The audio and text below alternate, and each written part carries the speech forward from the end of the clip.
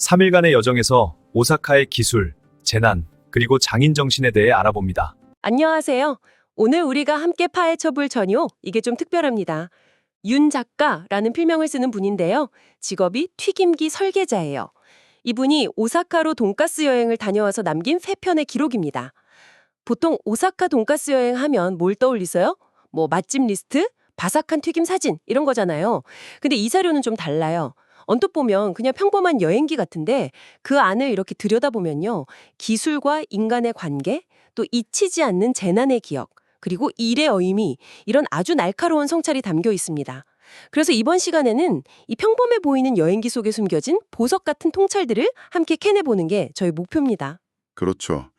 음식을, 그것도 돈가스라는 아주 구체적인 대상을 창문 삼아서 세상을 바라보는 글인 거죠. 여기서 정말 흥미로운 건 이 글쓴이의 정체성이잖아요. 튀김기를 만드는 기술자, 그러니까 엔지니어란 말이죠. 그런데 시선이 단순히 기술에만 머무르지 않아요. 그 기술이 인간의 삶과 사회에 어떤 영향을 미치는지 계속 질문을 던지거든요. 그래서 돈가스 한 조각을 따라가다 보면 어느새 현대 사회의 거대한 변화, 또 한 개인의 삶의 철학까지 마주하게 됩니다. 그럼 그 첫 번째 질문부터 한번 따라가 보죠. 여행 시작이 새벽 4시 공항 가는 길이거든요. 여기서부터 이야기가 펼쳐지는데 작가가 묘사하는 풍경이 아주 생생해요. 앱으로 택시 부르고 리무진 버스 터미널 가서는 키오스크로 표 사고 공항 도착해서는 기계로 짐 붙이고 이 모든 과정에서 사람하고는 말 한마디 안 섞었다는 걸 깨닫는 거죠. 그 장면이 마치 현대 도시의 축소판 같죠. 모든 게 효율적이고 편리한데 그 과정에서 인간적인 접촉은 완벽하게 제거되어 있는. 네. 그래서 작가가 여기서 아주 근본적인 질문을 던져요. 기술은 인간을 편하게 만들지만 동시에 인간을 밀어낸다. 과연 편리함은 언제까지 이득일까? 그 질문이 정말 날카롭죠. 이게 그냥 뭐 기술 비평가나 인문학자가 쓴 글이었으면 또 그 얘기 하고 넘어갈 수도 있을 텐데 이걸 쓴 사람이 매일같이 효율과 자동화를 고민하는 튀김기 설계자라는 점이 이 질문에 무게를 더하는 것 같아요. 맞아요. 이건 뭐랄까 외부자의 비판이 아니라 기술을 만드는 시스템 안쪽에 있는 사람의 자기 고백처럼 들리거든요. 바로 그 지점입니다. 작가는 누구보다 기술의 효용을 잘 아는 사람이죠. 하지만 동시에 그 편리함의 대가로 우리가 뭘 잃고 있는지 현장에서 목격하고 있는 거예요. 그래서 편리함은 인간을 배려하는 척하며 인간을 잊게 만든다. 이 문장이 그냥 나온 게 아니에요. 이건 기술 발전 이면에 대한 깊은 성찰에서 비롯된 거죠. 기술의 목표가 인간이어야 하는데 어느 순간 인간이 기술의 효율성을 위해 존재하는 것처럼 주격이 전도된 상황을 꼬집는 겁니다. 이런 생각이 여행 내내 이어지죠. 둘째 날 오사카 시내에서 길을 찾을 때도 더 이상 지나가는 사람한테 실례지만 오옥이 어디예요? 묻질 않아요. 그렇죠. 스마트폰 꺼내죠. 네, 그냥 스마트폰 꺼내서 구글맵을 켤 뿐이죠. 작가는 이 방향을 묻는 행위가 사라지면서 낯선 사람과 눈 마주치고 관계 맺는 법도 잊어가고 있다고 말해요. 그 경험이 여행 마지막에 작가가 정리한 7가지 통찰이랑 아주 긴밀하게 연결이 돼요. 예를 들면 스마트폰 플랫폼이 소비를 재편하고 있다? 신세대는 좋아요 수로 소비를 결정한다. 그리고 방금 말씀하신 것처럼 질문의 주체가 사람에서 구글 맵으로 바뀌었다는 통찰들이요. 이건 단순히 길찾기가 편해졌다는 차원의 얘기가 아닌 거죠. 그렇네요. 우리가 정보를 얻고 관계를 맺고 심지어 뭘 좋아할지 결정하는 방식까지 삶의 운영체제가 통째로 바뀌고 있다는 걸 오사카 거리 한복판에서 온몸으로 느낀 거죠. 그러니까 공항의 키오스크에서 시작된 인간 소외에 대한 감각이 도시 전체를 뒤덮고 있는 거대한 디지털 전환이라는 흐름에 대한 인식으로 확장되는 거군요. 맞습니다. 그는 오사카의 풍경 속에서 보이지 않는 알고리즘과 플랫폼의 힘을 읽어내고 있는 셈이죠. 여행지의 표면적인 모습 너머에 있는 구조적인 변화를 꿰뚫어보고 있는 거죠. 자, 이렇게 기술과 인간의 관계에 대한 냉철한 관찰을 따라가다가 이야기가 갑자기 아주 깊고 개인적인 영역으로 들어갑니다. 여행 둘째 날 아침인데 작가가 호텔 욕조에 몸을 담근 채 1995년 1월의 기억을 떠올려요. 바로 고베 대지진이 일어났던 그날의 기억입니다. 이 부분이 이 여행기를 단순한 미식기행이 아니게 만드는 결정적인 분기점이죠. 작가가 당시에 오사카에 머물고 있었는데 새벽에 잠을 자다가 폭음과 함께 몸이 공중으로 풍 떴다가 바닥으로 내동댕이 쳐지는 경험을 합니다. 처음엔 전쟁이 난 줄 알았다고 하죠. 그 묘사가 정말 생생해서 읽는 저까지 막 아찔하더라고요. 무너진 고가도로 아수라장이 된 도시를 뒤로하고 간신히 비행기를 타고 한국으로 돌아왔던 그날의 경험이 20년이 넘게 작가를 따라다닌 거예요. 그리고 그는 그때부터 삶과 죽음의 경계란 얼마나 가벼운가 이 질문을 품게 되었다고 고백해요. 여기서 중요한 건 작가가 이 개인적인 트라우마를 그냥 개인의 경험으로만 남겨두지 않는다는 점이에요. 그는 자기 기억을 관동대지진 정시에 무차별적으로 학살당했던 조선인들의 비극, 그리고 후쿠시마 원전 사고 같은 더 큰 역사적 재난으로 확장시켜서 사유합니다. 그리고 재난 그 자체의 파괴력보다 그 위기 옆에서 이성을 잃고 공포에 휩싸여서 서로를 공격하는 인간이 만들어내는 참사가 더 깊은 상처를 남긴다고 통찰하죠. 아, 자연재해라는 거대한 힘 앞에서 인간이 얼마나 나약한지, 그리고 그 나약함이 어떻게 폭력으로 변질될 수 있는지를 동시에 보여주는 거네요. 첫째 날 봤던 그 대지진 이후에 완벽하게 복구돼서 반듯하게 정비된 오사카의 도로 풍경이랑 이 끔찍한 기억이 겹쳐지면서 아주 강렬한 대비를 이루더라고요. 그렇죠. 작가는 건물은 새로 지을 수 있어도 그 안에 남겨진 인간의 두려움은 시간 속에서도 사라지지 않는다고 말합니다. 깨끗하게 정비된 도시의 표면 아래에 여전히 아물지 않은 상처와 공포가 도사리고 있음을 꿰뚫어 본 겁니다. 여행자의 시선이 단순한 관광객을 넘어서 도시가 품고 있는 시간의 층위와 기억을 읽어내는 역사가의 시선으로 바뀌는 순간이죠. 그 끔찍한 재난의 기억 바로 다음에 도톤보리의 한 라멘집에서 라면을 끓이는 행위에 대한 이야기가 나오는 게 정말 인상적이었어요. 이 연결은 어떻게 봐야 할까요? 그게 바로 이 글의 백미 중 하나라고 생각합니다. 작가는 국적도 모르는 이방인 노동자가 땀 흘리면서 끓여주는 라면 한 그릇을 먹으면서 끓인다는 행위의 의미를 생각해요. 끓인다는 건 가장 원초적인 생존 행위잖아요. 그렇죠. 먹고 살아야 하니까. 네. 재난으로 모든 일 무너져도 인간은 다시 무언가를 끓여서 먹고 그렇게 끼니를 이어가면서 삶을 지속해야 하니까요. 작가는 그 뜨거운 김이 올라오는 라멘 한 그릇에서 재난의 폐허 속에서도 삶을 이어가려는 인간의 보편적이고 숭고한 의지를 발견한 겁니다.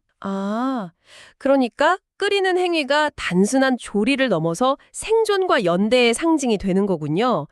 대지진이라는 거대한 파괴에 기억하고 라멘을 끓이는 아주 작고 소박한 창조의 행위가 대비되면서 더 큰 울림을 주네요. 맞습니다.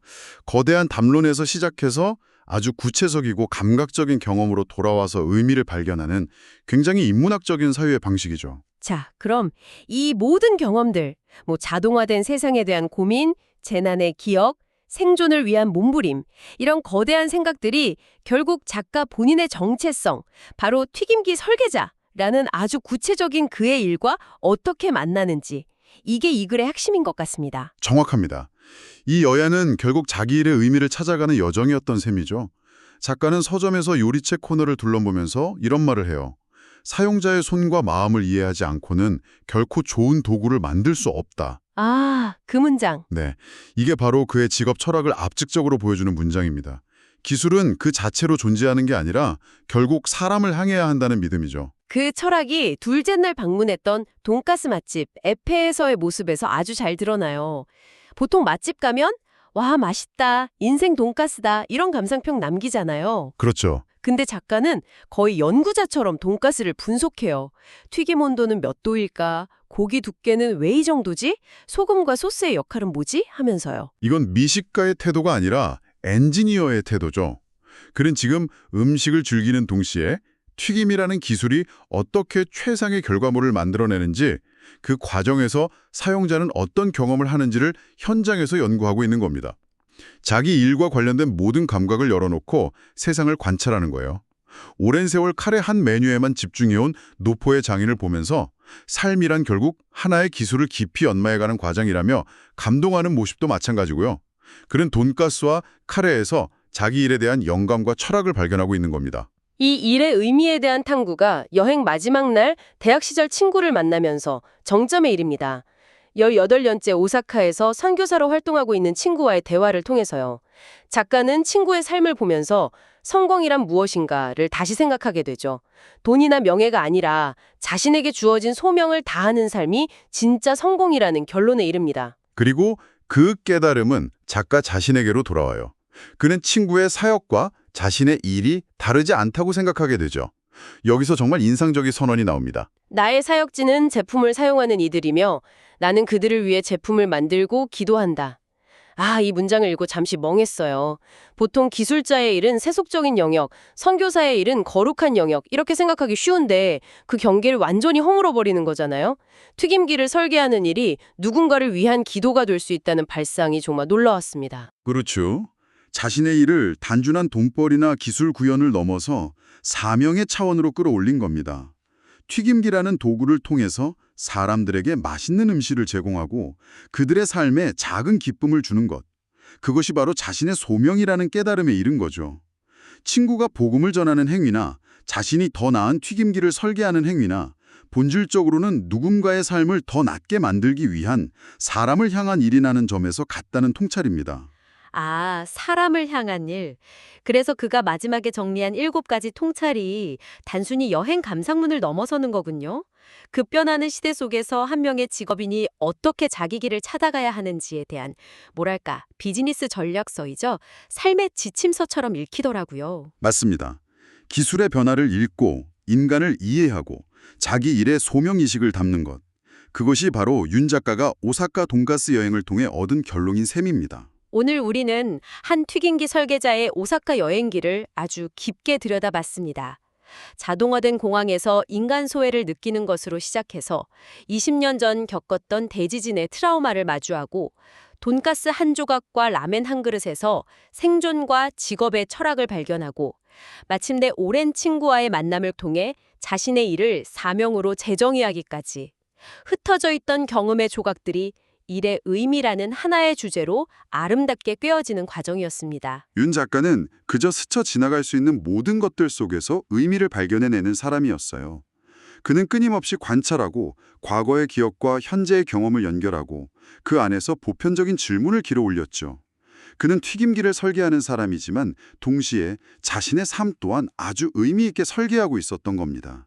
그의 시선은 우리에게 평범한 일상과 직업 속에서도 얼마든지 깊은 통찰을 발견할 수 있다는 사실을 보여줍니다. 작가는 글의 말미에 이렇게 말합니다. 삶이란 결국 매일 끓이고 튀기고 길을 찾아가는 반복의 연속이다. 이 말을 듣고 계신 당신의 삶에서 매일 반복되는 일은 무엇인가요? 어쩌면 그 지루하게 느껴지는 반복 속에 당신이 아직 발견하지 못한 놀라운 연결고리와 더 깊은 의미가 숨어 있을지도 모릅니다. 당신의 삶을 관통하는 당신만의 돈가스는 과연 무엇일까요?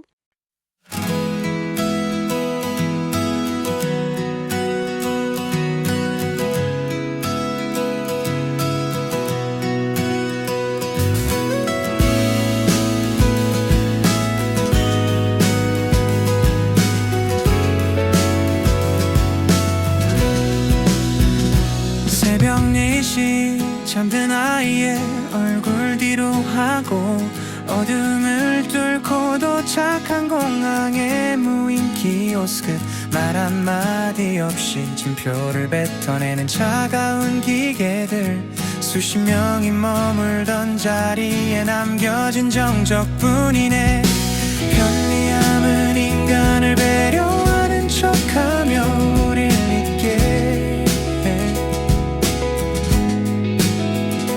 낯선 이들과 나누는 따뜻한 커피 한 잔의 온기 효율 너머에 숨겨진 눈빛과 손길을 그리워하며 나는 국경을 넘어 낯선 장소로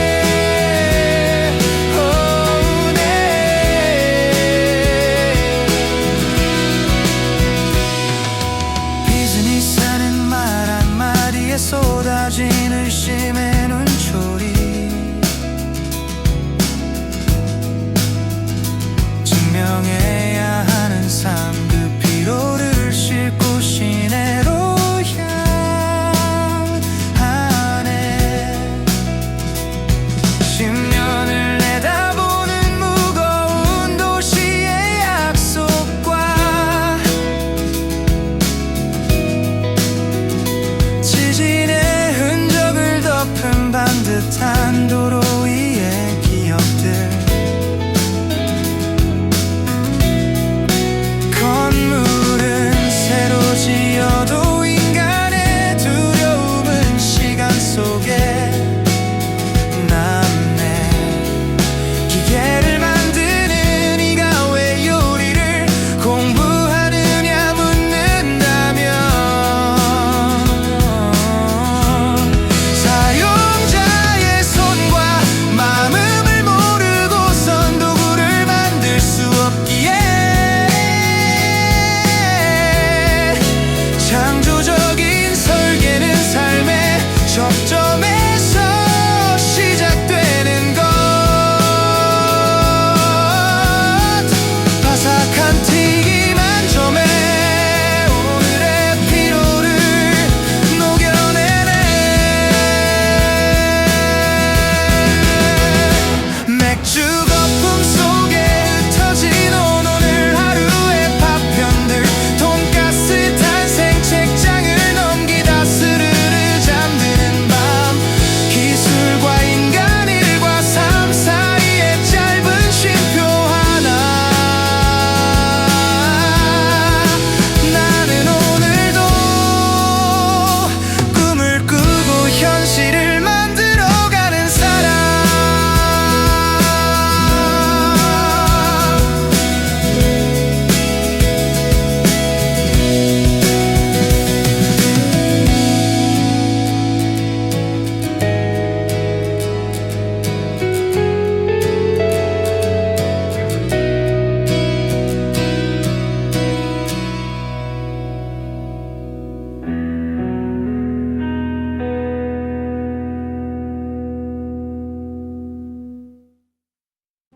(3일간의) 여정에서 오사카의 기술, 재난, 그리고 장인 정신에 대해 알아봅니다.